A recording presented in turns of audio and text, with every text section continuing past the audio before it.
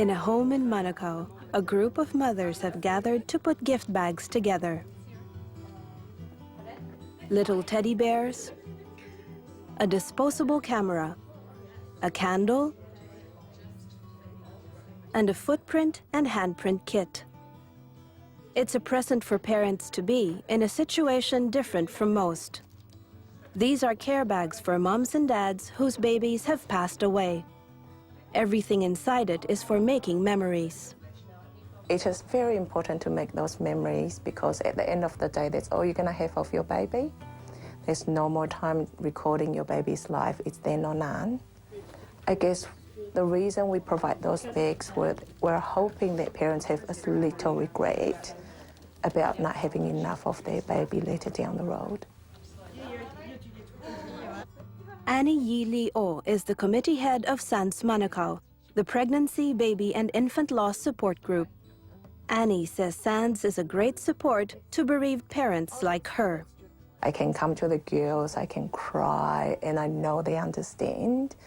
I want to be involved with SANS because I want to make a difference. I suppose I want to be able to support the families that's going through the same situation or has been through the same situation or similar. Welcome to this support meeting in honour of our babies. Every month, they gather for coffee mornings in this home to talk about their babies, their families, and life in general. In memory of Serenity, Ash Jack, Stephanie, Te Rama Jane, Benjamin, Bennett and Sage Marie, Hope, Noah and Willow, Isaiah and Mika. We offer one-on-one contact, phone and email support, monthly support group meetings, coffee mornings, got a bi-monthly magazine, and then we do events, baby loss events like balloon releases, memorial service. One of SANS' most important services is this information pack. It's full of practical advice on what to do after baby has died. And that's basically information that's put together for right at that moment. You know, your head could be anywhere. You really don't know what's happening, what is going on, why it's happening, what should you do. Policies as far as transporting your baby, you know, am I allowed to take my baby? And if so, how do I take my baby? What are policies as far as funerals go, depending on my baby's gestational age? For a little-known group, SANS has an impressive 30 branches all over the country to tend to the needs of grieving parents, and there are many. In New Zealand alone, for every 1,000 babies born, 8 will be stillborn. 1 in 4 pregnancies will end in miscarriage, and every year more than 700 babies will be stillborn or die within 28 days from birth. Ann Chin lost her son to a very rare medical condition that went undiagnosed throughout the pregnancy. 5 days later, Andrew was born. I think he didn't cry, which was the first thing that a mom wants to hear.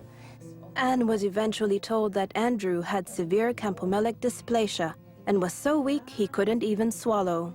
5 hours after he was born, they told me, your baby's dying. He didn't die that night. Then 3 days later, they said he's going to die, and he didn't die.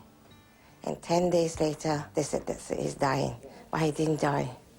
And he survived for 55 days. Throughout their 55 days in hospital, Anne kept a journal and constantly wrote to friends and family. All these memories once hidden away, Anne has turned into the book Diary of a Bereaved Mother. I couldn't bring myself to bring it out because it was... Once in a while I took it out, I read a little bit, and I couldn't do it. But last year, so Andrew was 21 years old. And I took it out and I said, no, Andrew, if I don't write your story, nobody's going to write it, and those notes will just be thrown away. She hopes the book will help medical professionals, caregivers, and friends and family understand and support parents who've lost their babies. But unlike Anne, many parents don't know why their baby died. In New Zealand at the moment, about 25% of babies, we don't have an explanation for why they died before birth. And that proportion is too high, and we want to try and reduce that, because by better understanding why babies died, we can really do more about trying to prevent deaths in the future. The answer is research, but the price tag is high. Many studies into infant mortality are funded through donations, mostly from the Cure Kids Foundation. The number of babies that die every year in New Zealand is equivalent to twice our annual road toll. It's higher than our suicide rates, higher than the number of deaths from prostate cancer and breast cancer. And yet there are no commercials on television, no celebrities endorsing the cause, and very little funding is available for research, information, or support for bereaved parents. Stillbirth funding is not a priority area for research funding in New Zealand or in other Western countries. So it's a really important public health problem, but currently it's under-recognised. And recently there's been a big international team of researchers who have been trying to advocate for stillbirth as a priority area for research, and we're hoping that this will be picked up in New Zealand as well. A study reveals that in 2009, 100 baby deaths could have been prevented. More than enough proof that change has to happen in research and the way pregnancies are managed.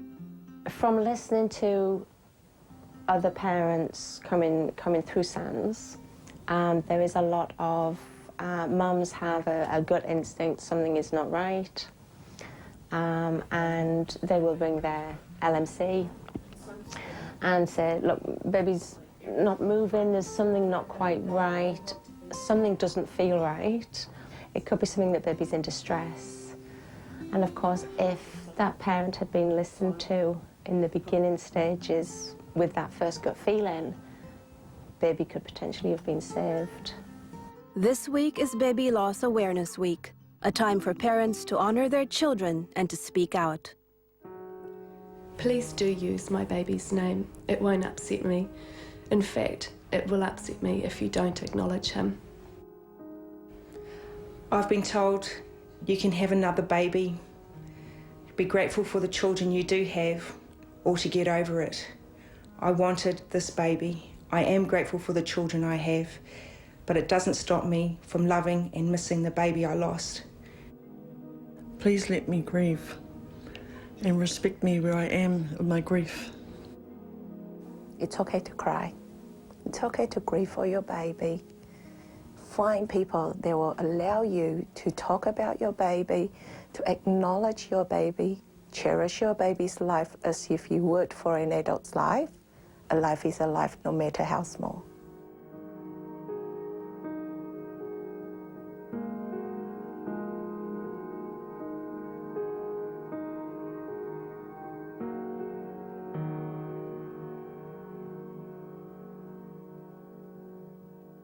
And that's all from Asia Downunder this week. We'll see you again next week at the same time.